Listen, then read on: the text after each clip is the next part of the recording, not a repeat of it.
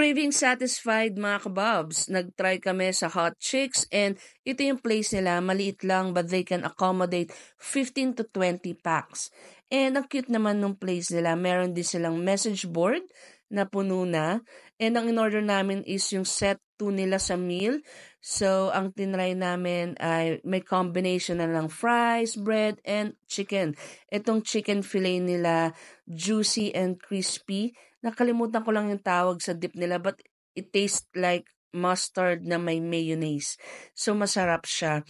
And yung bread naman nila is fluffy, hindi siya matigas, and malalasahan mo yung butter. Okay din siya.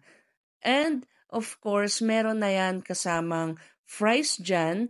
Normal fries lang but medyo mataba yung fries nila. So, goods na din naman. And, nag-o-offer din sila ng side dish. Kasama na yan dun sa meal. Yan sa akin, binigyan ako ng kimchi. And masarap din yung kimchi nila, in fairness naman. For my drink, I ordered root beer float. Favorite ko kasi ang root beer. And of course, normal taste. Kaya guys, try nyo na if you're craving for fried finger foods, pwede na kayo dito sa Hot Chicks. It is located at Santo Domingo sa May Dahud, Angeles City, Pampanga. Kaya enjoy!